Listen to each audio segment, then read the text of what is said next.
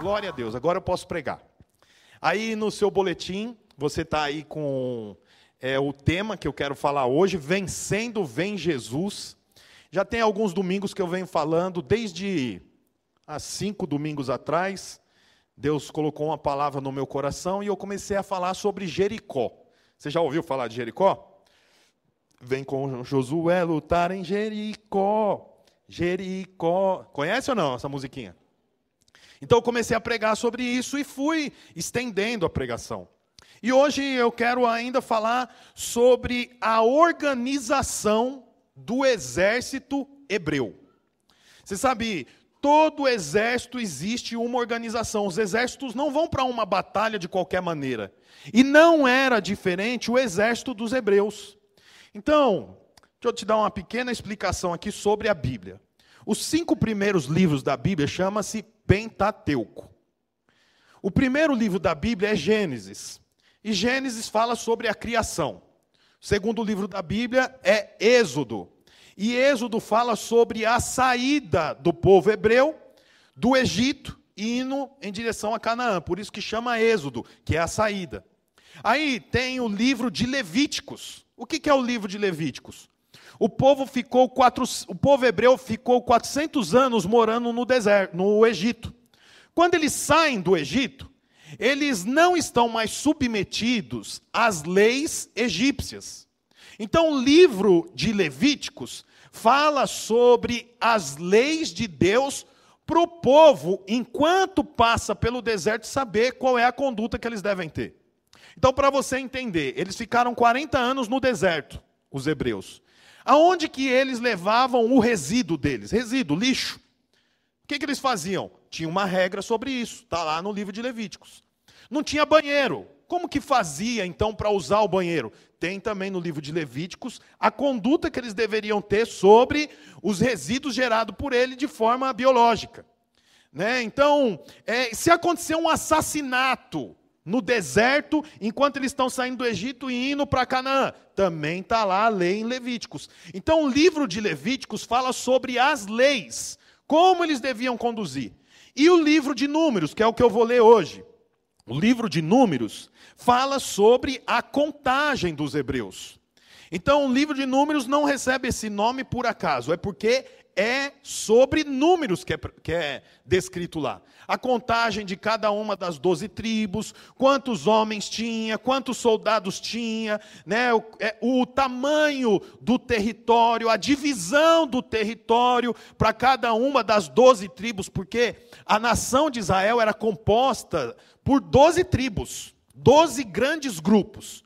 Somados 12 grandes grupos, era chamada a nação de Israel. Então esses 12 grupos grandes não tinha a direção, não sabia o que fazer, como deveria conduzir a divisão de Canaã. Então tudo isso está lá no livro de Números. Amém ou não amém? Só uma explicação para você. E o último livro, Deuteronômio, é um resumo disso tudo. Então, a Bíblia mostra para nós, lá em lá em Números, no capítulo 1, está aí no seu boletim. Números 1:1. Aqui vai falar sobre a organização deles, agora que eles estão no deserto. Olha o que está escrito lá. Números 1:1. O Senhor falou a Moisés na tenda do encontro, no deserto do Sinai, no primeiro dia do 2º mês do 2º ano, depois que os israelitas saíram do Egito. Ele disse: faça um recenseamento. O que é recenseamento? Contagem. Faça um recenseamento de toda a comunidade de Israel, pelos seus clãs e famílias, alistando todos os homens, um a um, pelo nome. Você e Arão, você aqui no caso é Moisés, Moisés e Arão contarão todos os homens que possam servir no exército, de 20 anos para cima, organizando segundo as suas divisões. Então assim, a primeira coisa que Deus falou para Moisés é: organize um exército. Olha que coisa interessante. Eles saíram do Egito, estão caminhando pelo deserto, mas eles ainda estão num período de adaptação. E nesse período de adaptação tem muitas coisas que devem ser organizadas. Mas a primeira coisa que o Senhor fala para organizar é: faça uma contagem, agora que vocês já estão caminhando pelo deserto por mais de 1 ano. Então esses 2 anos foi de adaptação. Agora faça uma contagem. Tá, mas nós vamos fazer uma contagem para quê? Faça uma contagem para saber quem tem mais de 20 anos, e esse será o exército de vocês, um, por nome, como é feito hoje. Então, quando o jovem faz 18 anos, ele tem que ir lá e fazer se alistar, um alistamento. Né? Da mesma forma, só que lá era com 20 anos. Faz a contagem, porque esse será o meu exército. Aí, irmãos, você vê que coisa. Deus é o Deus Todo-Poderoso. Ele tem poder para... Ele tem todo o poder. Para você ter uma ideia, deixa eu te falar uma coisa aqui. Quando Jesus foi ser capturado para ser morto na cruz, ele estava orando junto com 3 discípulos. Então chegam os soldados romanos para prender Jesus. Só que os soldados romanos não sabiam qual dos 4 era Jesus. Porque estava Jesus e 3 discípulos. Então o líder do pelotão, que tem certamente mais de 500 homens vieram prender Jesus, pergunta assim: quem de vocês aí é Jesus? E aí Jesus responde: eu sou. Quando Jesus diz eu sou, todo o pelotão com mais de 500 soldados romanos caiu. Só dele dizer eu sou. Então você vê, Deus é o Deus Todo-Poderoso. Mas ainda que Ele é um Deus Todo-Poderoso, Ele diz que precisa de um exército. Então eu quero dizer para você uma coisa: Deus é poderoso, mas você precisa se posicionar como um soldado. E é isso que eu quero falar aqui para você. Eu vou ler um texto, ele é um pouco longo, mas eu vou explicando. Está aí no seu boletim também. É Números capítulo 2. Então, como que o Senhor organiza os soldados? Olha lá, versículo 1. O Senhor disse para Moisés e Arão o seguinte: quando os israelitas armarem o acampamento, cada um ficará perto da bandeira do seu grupo e do estandarte do seu grupo de família. Eles acamparão em volta da tenda do encontro e de frente para ela. Versículo 3 e 4. Do lado leste, vamos repetir junto, do lado leste, 1, 2, 3 e... Do lado leste, acamparão os exércitos que marcham debaixo da bandeira da tribo de Judá. O exército de Judá tem 74.600 homens. Ao lado deles, acampará o exército de Isacar, que tem 54.400 homens. Acampará com eles também o exército de Zebulon. Esse exército tem 57.400 homens. O grupo de Judá, somando Judá mais Isacar mais Zebulon, tem um total de 186.400 homens. Ok? Agora, o lado sul. Vamos repetir. Lado sul. 1, 2, 3 e... Lado sul. O lado sul acamparão os exércitos que marcham debaixo da bandeira da tribo de Ruben. O exército de Ruben tem 46.500 homens. Ao lado deles, o exército de Simeão, com 59.300 homens. Junto com eles, o exército de Gade, que tem 45.650 homens. Somando um total de 151.400 homens. Não perde a atenção não, fica junto comigo. Daqui a pouco você vai entender por que eu estou contando todos esses números. Agora tem o lado oeste. O lado oeste acamparão os exércitos que marcham debaixo da bandeira de Efraim, com 40.500 homens. Junto com eles, Manassés, que tem 32.200 homens. Junto com eles, Benjamim, com 35.400 homens. O total é de 108.100 soldados. Por último, o lado norte. O lado norte acampará o exército debaixo da bandeira da tribo de Dan, que tem 62.700 homens. Do lado, a tribo de Aser, com 41.500 homens. E, junto com eles, a tribo de Naftali, com 53.400 homens, totalizando 157.600 soldados. O número total dos homens de Israel registrado nos exércitos, grupo por grupo, foi de 603.500 homens. Então, veja bem, o que está acontecendo aqui? Existe lá, então, no centro, o tabernáculo. Do lado norte, ou melhor, do lado norte, tem 3 tribos reunidas que formam um pelotão. Do lado sul, mais 3 tribos reunidas que formam o pelotão do lado sul. Assim, da mesma forma para leste e assim a mesma forma para oeste. Então, eles se organizaram. De 12 tribos, 4 grupos com 3 tribos em cada grupo. E eles cuidam de todo o perímetro. Um grupo para norte, um grupo para sul, um grupo para oeste, um grupo para leste. Até aqui tudo bem, gente? Agora o que eu quero falar para você? Primeira coisa, o que eles defendiam? Porque você sabe, toda guerra você tem que saber o que você está defendendo. Eu não sei se você já percebeu. Quantos são casados aqui? Levanta a mão. Aleluia. Olha quanta gente casada. Você já deve ter discutido com a sua esposa ou com o seu marido. Chega uma hora que você já nem sabe mais o que você está discutindo. Você não sabe mais o que você está defendendo. Ontem eu estava com a Bruna, minha esposa, e a Elisa. Tem 3 filhos, mas eu só estava com a mais velha ontem. Aí a gente foi num lugar e tal, vamos comer. Daí eu falei, vamos na padaria. Aí fomos na padaria. Sentamos lá. Aí, eu não lembro o motivo. Eu e a Bruna começamos com o início de uma discussão. Na verdade, eu lembro o motivo, é que eu não quero te falar. Aí, a minha filha mais velha estava do lado da Bruna, sentada. E eu percebi que ela estava do lado da Bruna, não só sentada. Ela estava do lado dela realmente.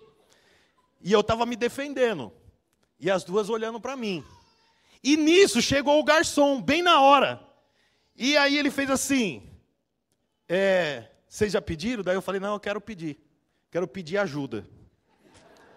Falei, quero pedir ajuda, porque eu estou numa discussão e elas se uniram, falei para ele. Agora eu quero saber de você, quem está certo e quem está errado. Você imagina o garçom, tinha nem barba ainda, ele ficou desesperado. Aí a Bruna olhou para ele e falou, eu quero saber de que lado você está.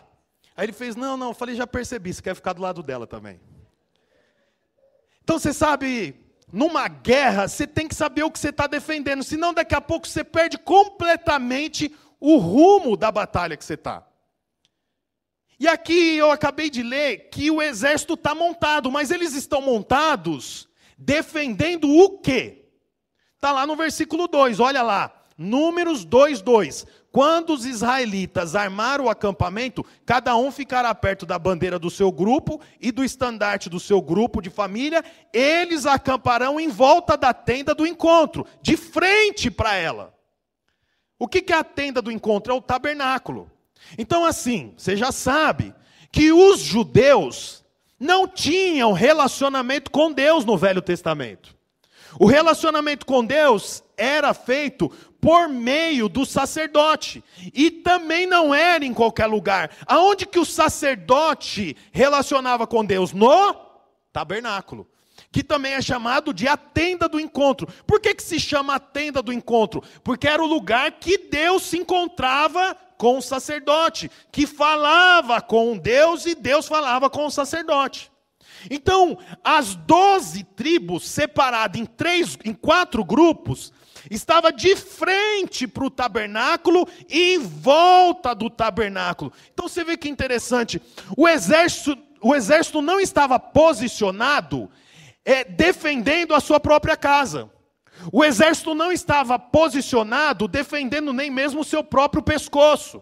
O exército estava posicionado defendendo o tabernáculo, que era o lugar aonde se falava com Deus. Portanto, o exército todo estava defendendo o quê? A linha de comunicação entre o homem e Deus.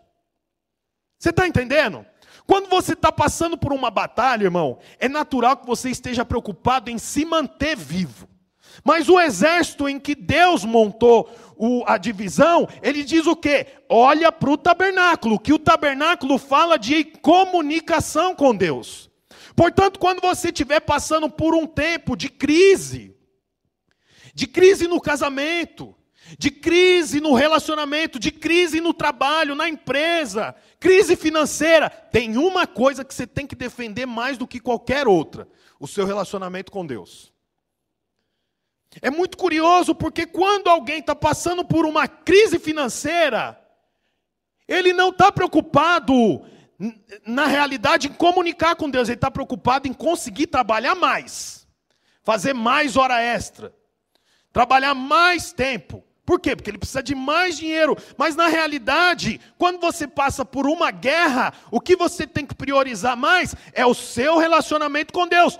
Prova disso é que o exército todo se organizava de frente para o tabernáculo, com o tabernáculo no meio. Portanto, se o inimigo tentasse alguma coisa e chegasse no tabernáculo, ele tinha que passar por mais de 603.500 soldados. E essa organização não foi Moisés que deu, foi Deus. Por quê? Porque ninguém vence batalha sem ter comunicação com o Senhor.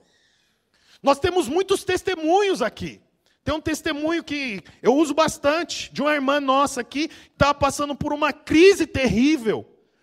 Muita dificuldade na empresa, correndo risco de perder a empresa por uma questão jurídica.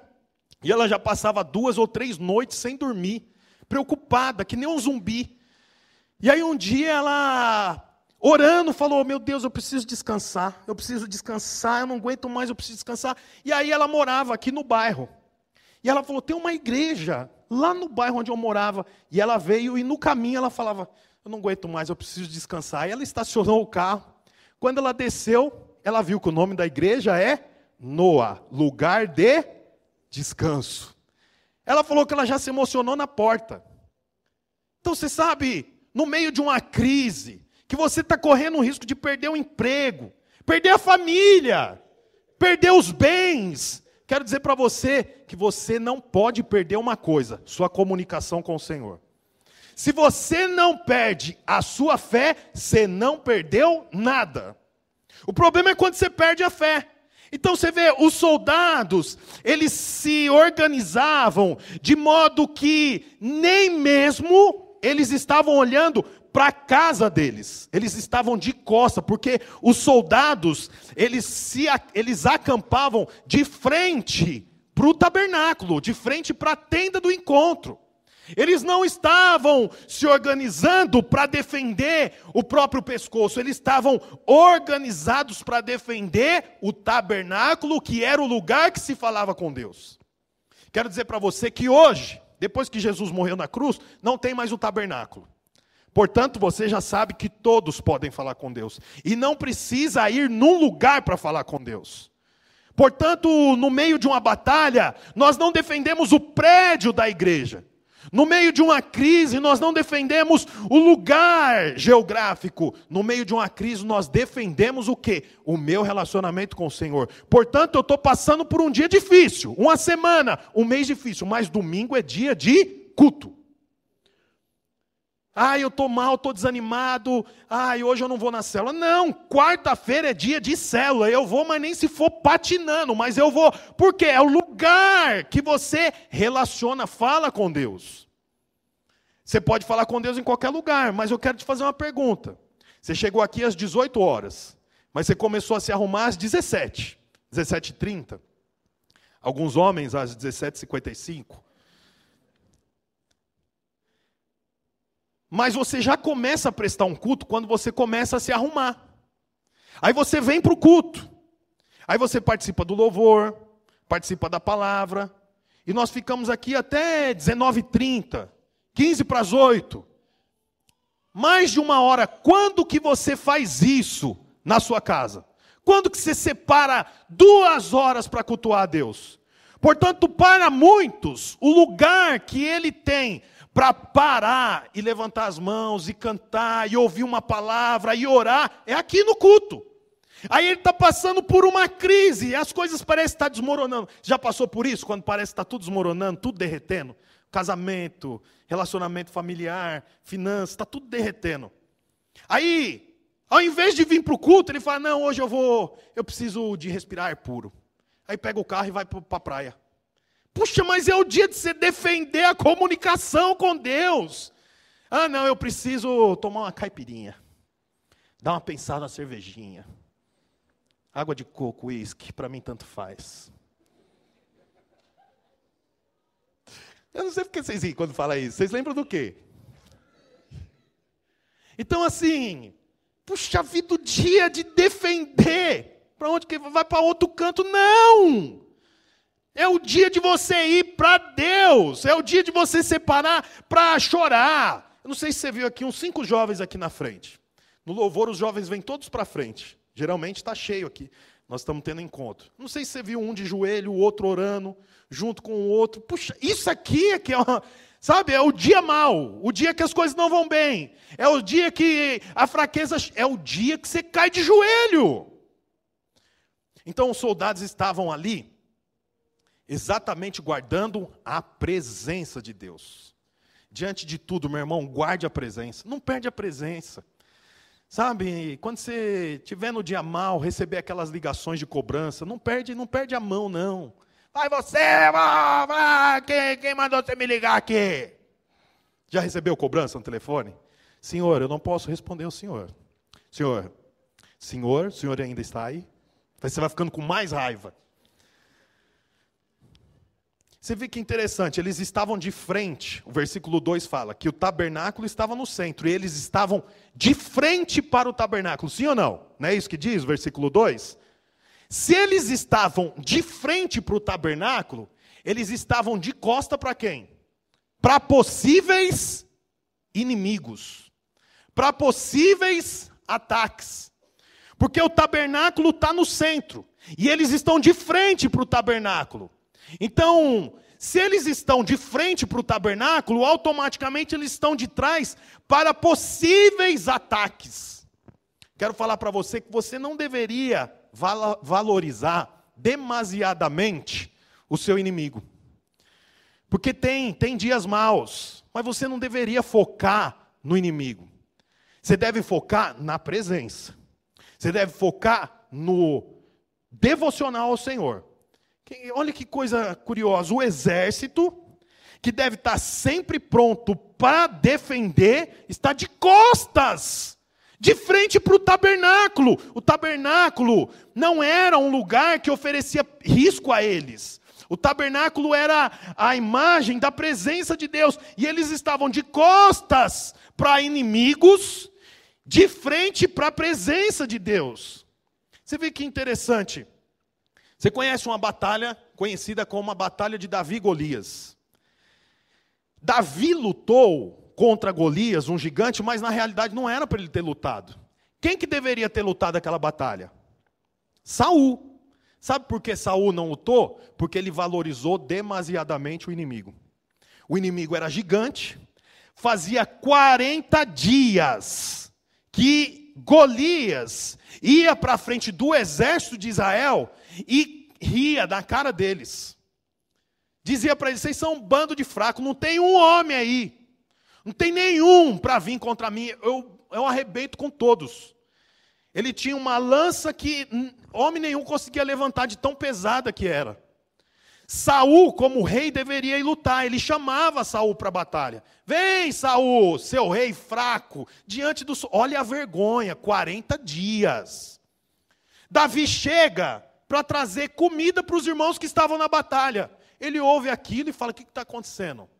Ah, tem um soldado aí rindo da gente, já tem 40 dias. Ele é um gigante, ninguém pode com ele. Ele fala assim: eu posso com ele. Sabe por quê? Porque ele é incircunciso. Você sabe o que é incircunciso? Incircunciso, existia uma aliança estabelecida por Deus, entre Deus e o povo judeu, que era a circuncisão.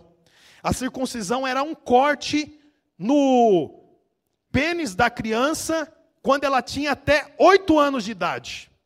Cortava a pele do prepúcio do pênis da criança. Todo menino judeu passava pela circuncisão. Esse era o símbolo da aliança entre um homem judeu e Deus. Quando Davi chega e fala: esse incircunciso não pode fazer isso. O que ele está dizendo? Esse sem aliança não pode fazer o que ele está fazendo com a gente, porque nós somos o povo da aliança.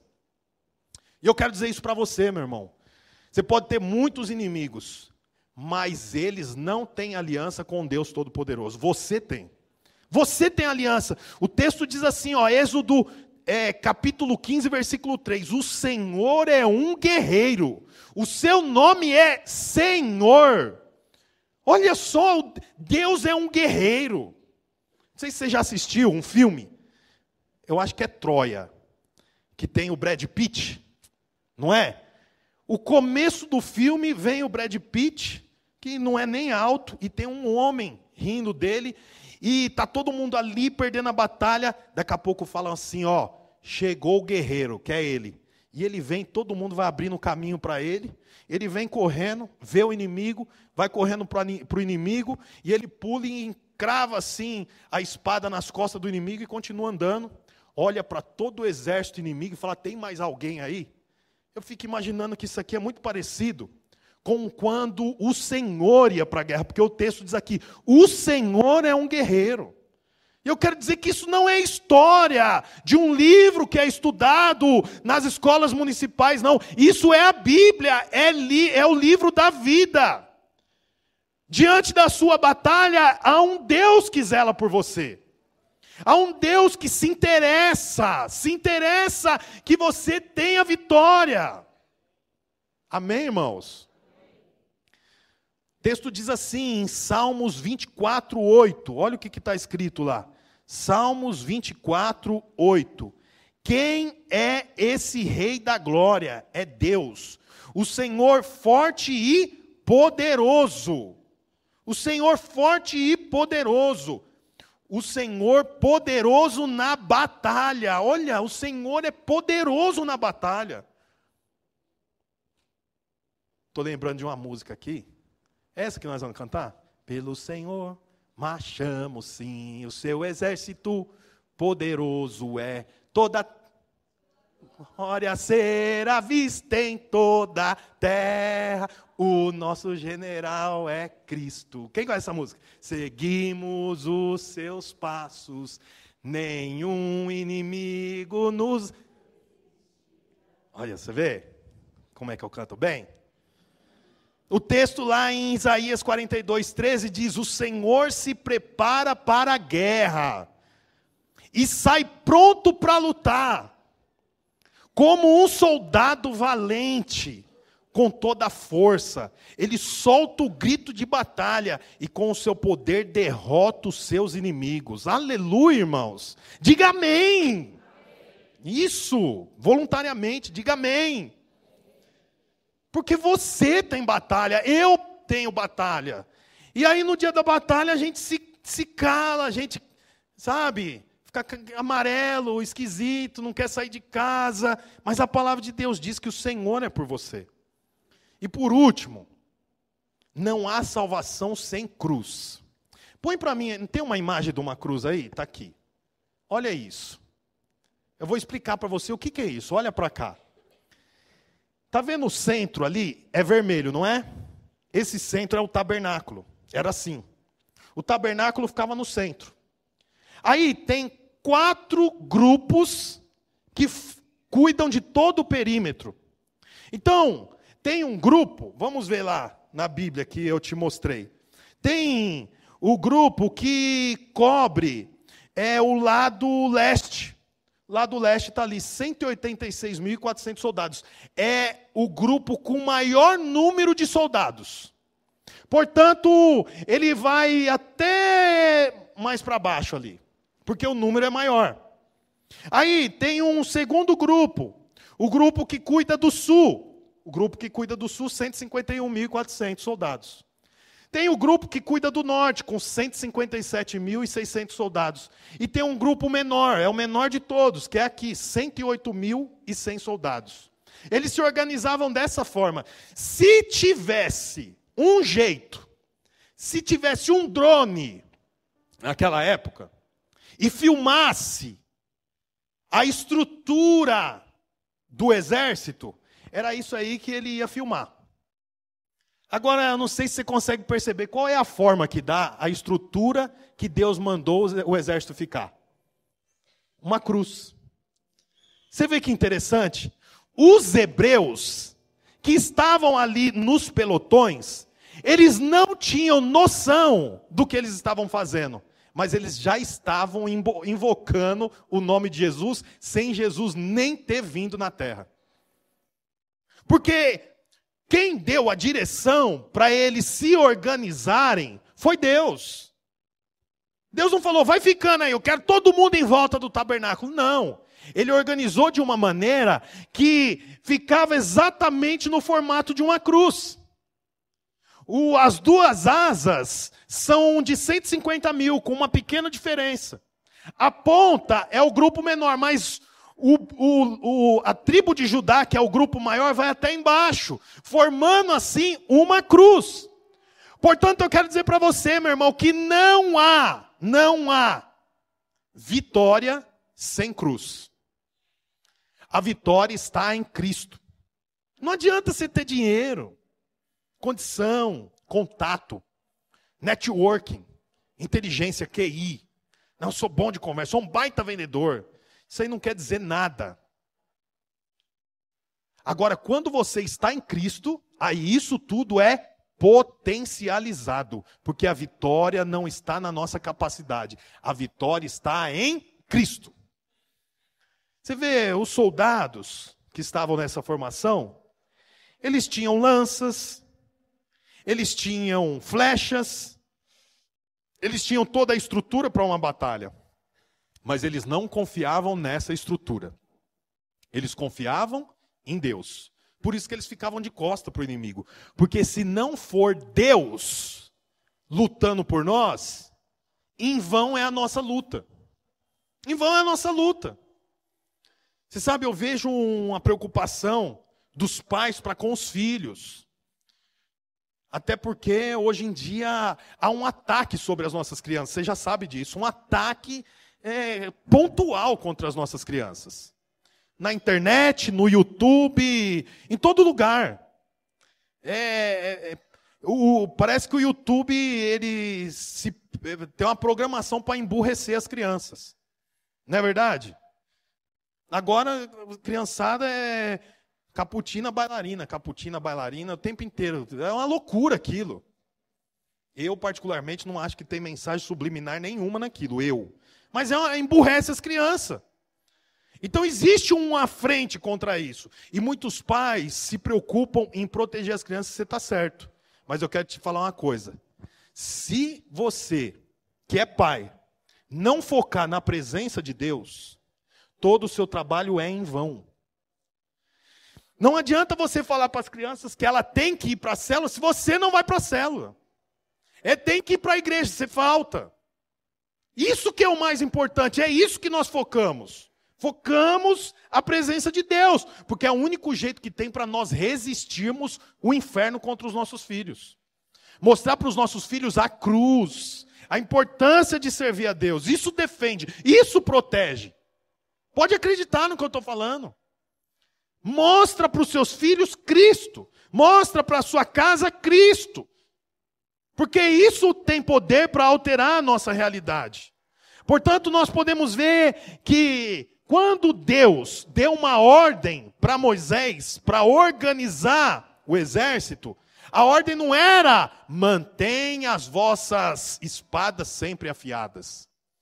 A ordem não era: a sua faca tem que estar sempre do lado direito. Não tinha um treinamento de como sacar a faca, de como sacar Não, o treinamento era: olha para Cristo, porque Ele é o Senhor da guerra. Ele é o guerreiro que se chama Senhor. Todo mundo olha e fala: Ele veio para a guerra, ninguém pode com a gente. Portanto, eu quero dizer para você, Ele tem poder para ressuscitar o seu lar. Não é o tanto que você trabalha, mas é o tanto que você dá espaço para o Senhor na sua família. Não há vida sem cruz. Não há vitória sem cruz. Olha o que diz lá em Atos 4,12. Não há salvação em nenhum outro, pois debaixo do céu não há nenhum outro nome dado aos homens pelo qual devemos ser salvos. Em Atos ainda, capítulo 2, versículo 21. E todo aquele que invocar o nome do Senhor será salvo. Então veja, invocar o nome do Senhor não é uma observação apenas para os crentes. Invocar o nome do Senhor é uma observação para todos aqueles que precisam de um Salvador. E a sua salvação não está na sua capacidade. A sua salvação está no poder de pedir para Deus. Porque eles defendiam o tabernáculo, que era o lugar de falar com o Senhor. Portanto, não desista, não desanime. Hoje é o dia que nós celebramos a ceia.